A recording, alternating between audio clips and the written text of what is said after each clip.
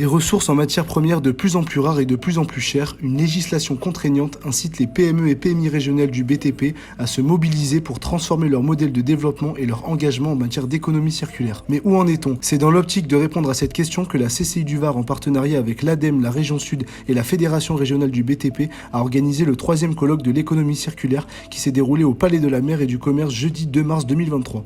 Au programme, 2 tables rondes. La première, un marché des produits, comment trouver ma matière première secondaire, et la deuxième table ronde, la terre crue, une ressource disponible, comment développer des produits et pour quel marché. Les choses évoluent assez rapidement. On constate finalement qu'une des clés sans doute de l'amélioration et de la réduction de nos impacts, c'est que les industriels acceptent d'intégrer en amont de leur activité un nouveau pan qui va consister à faire du sourcing auprès soit de clients actuels ou de nouveaux clients pour récupérer de la matière première secondaire, c'est-à-dire ce qu'on appelait déchets avant et qu'on appelle maintenant matière première secondaire. C'est une obligation. C'est vrai qu'il y a la politique RSE qui est mise en place par beaucoup de dirigeants. Il y a aussi la responsabilité élargie du producteur, qui est une nouvelle loi qui finalement donne une impulsion pour que les industriels prennent en main leur destin sur cette gestion des flux, soit qui produisent, soit qui peuvent éventuellement récupérer.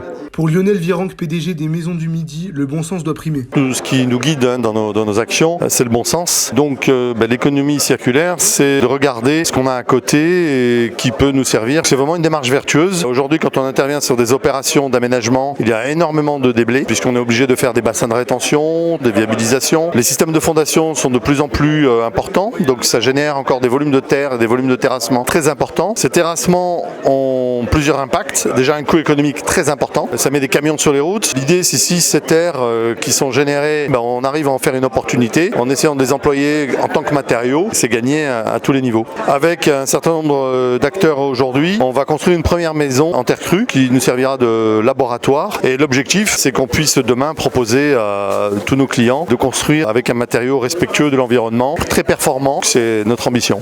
À Charleval, dans les Bouches-du-Rhône, la terre crue est un matériau utilisé depuis très longtemps. Le maire a donc décidé de construire la maison de santé du village avec ce matériau. Et le fait que Charleval soit complètement construit en terre crue, on a un sous-sol avec une qualité de tout venant naturel très intéressant. On ne peut pas prendre n'importe quelle terre, mais à Charleval, la terre s'y prête beaucoup. Et le choix a été fait aussi de continuer cette méthode. D'abord parce qu'elle est très environnementale, très économique en énergie. Ça permettait d'avoir un bâtiment peu consommatrice en énergie. On n'a pas d'isolation à la façade sud, par exemple. C'est une méthode qui nous a paru intéressante pour Charleval développer cette construction en terre crue pour notre maison de santé. C'est un des exemples dans la région qu'on peut voir. On a été aidé par la région, on a été aidé un peu par l'ARS parce que c'était une centre de santé, mais sur le volet santé plutôt que sur le volet construction. Le département des Bouches-du-Rhône, qui est quand même un département qui aide bien les communes dans le cadre des projets. On a eu quelques questions là-dessus. Pourquoi construire comme une méthode qu'on avait abandonnée? Mais bon, comme on le dit, il faut faire l'économie de la taxe carbone et ça nous a permis de faire des choix intéressants pour la commune et je pense que c'est l'avenir.